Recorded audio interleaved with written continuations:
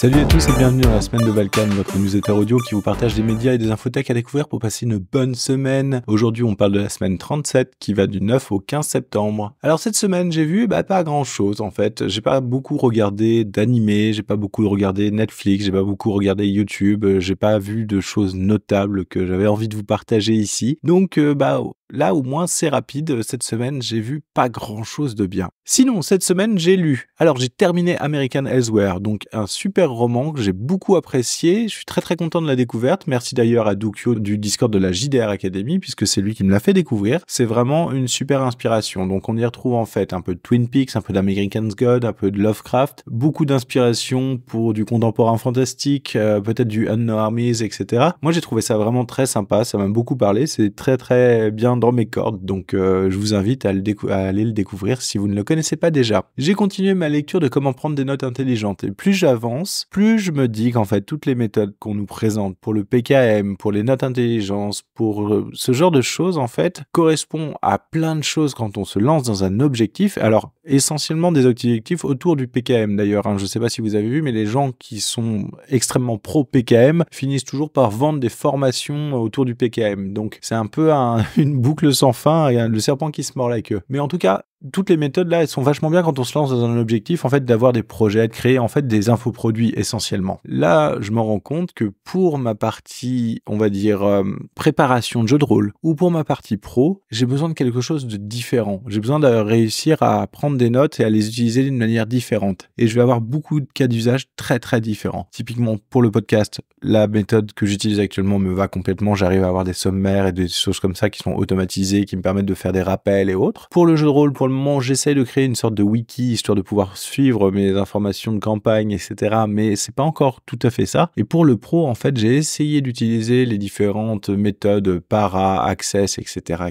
Et en fait, à chaque fois, je trouve que ça colle pas. Je n'arrive pas à faire rentrer les différentes choses dedans. Donc, j'essaye. Je teste différentes méthodes, je teste différentes idées que je peux avoir. J'espère un jour trouver quelque chose qui permette de facilement prendre des notes lors des réunions, hors des réunions, pouvoir les retrouver, pouvoir faire des liens entre elles, etc. Mais pour le moment, je vous avoue que c'est assez difficile.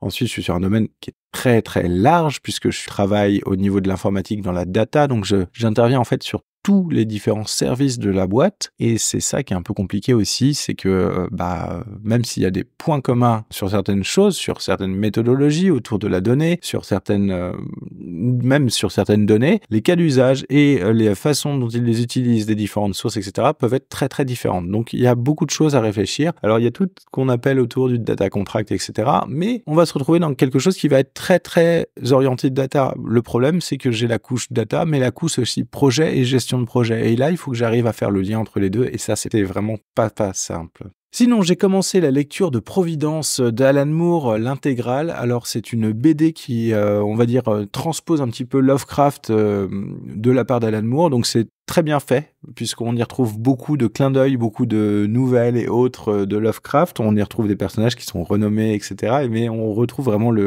tous les personnages des différentes grandes nouvelles de Lovecraft avec un fil rouge derrière qui est assez sympa et qui est pas mal foutu pour le moment. Alors, je suis pas encore arrivé à la fin, mais je vous en dirai un petit peu plus quand j'y serai. Sinon, cette semaine, j'ai écouté l'épisode de la JDR Academy, Monster of the Week. Monster of the Week, un peu mon jeu du cœur. C'est celui avec lequel j'ai commencé le podcast il y a plusieurs années, un petit peu avant le financement officiel de la VF de Monster of the Week d'ailleurs. Que dire, Monster of the Week, vraiment, c'est un jeu de rôle qui permet d'émuler tout ce qui va se retrouver comme séries télé, Buffy, X-Files, Supernatural, Grimm, tout ça, puisque ça va émuler en fait le principe d'avoir un monstre de la semaine et d'aller lui botter les fesses et d'essayer de sauver les innocents. Et donc du coup là c'est l'équipe sud de la JDR Academy qui se lance là-dedans et qui nous donne un très bon épisode de cette série en 5 parties qui s'appelle Le Chant du Coq. Et vous allez voir, si vous aimez l'accent toulousain ou si vous êtes un peu nostalgique de vos vacances, ça fait un petit rayon de soleil, ça fait du bien. Et sinon, j'ai écouté un peu le bundle de Tech Café. En fait, j'ai rattrapé tous les épisodes que j'avais en retard. Donc, j'ai écouté Apple May,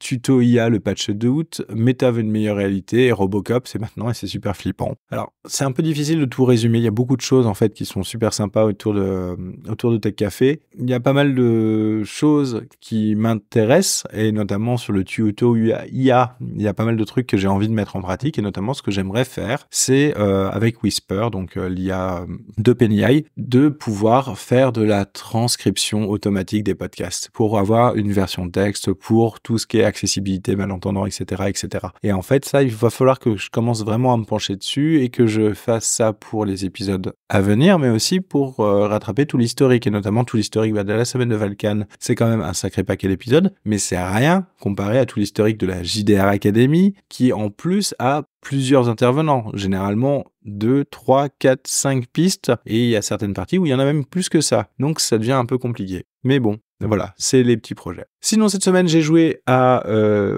la campagne des masques de Nyarlathotep. Enfin, j'y ai joué, non, pas vraiment, mais j'ai continué la préparation, notamment parce que mes investigateurs vont se retrouver dans un nouveau chapitre en fait de la campagne. Ils partent dans un nouveau pays, ils ont décidé d'aller en Égypte, et l'Égypte, comme le dit si bien OSS 117, le Caire est un vrai nid d'espions, et effectivement, c'est le cas, il y en a partout. C'est très compliqué d'ailleurs, on voit que la campagne a été écrite quand même dans les années 80, qu'il y a les remises à jour, en fait, manquent un peu en termes d'écriture de la campagne. Alors, il y a plein de choses qui ont été remises à jour, etc., mais l'écriture, le fil rouge, la façon d'enchaîner les scènes, en fait, ça manque un petit peu. Il y a des trucs qui sont particulièrement années 80, en fait, hein, dans la façon d'envisager le jeu de rôle et d'envisager les parties, donc va falloir que j'arrive à jongler avec ça, que j'arrive à faire quelque chose d'un peu plus actuel en termes de jeu, c'est-à-dire quelque chose qui n'est pas les joueurs contre le scénario et on essaie de survivre à tout prix, mais plutôt le scénario avec les joueurs raconte une histoire qui va combler les attentes de tout le monde. Et ça, c'est un peu plus compliqué à faire parce que la campagne n'est pas du tout écrite comme ça. Et ben voilà, ça sera tout pour cette semaine. J'espère que ça vous a plu. C'était un peu court, mais bon, en même temps,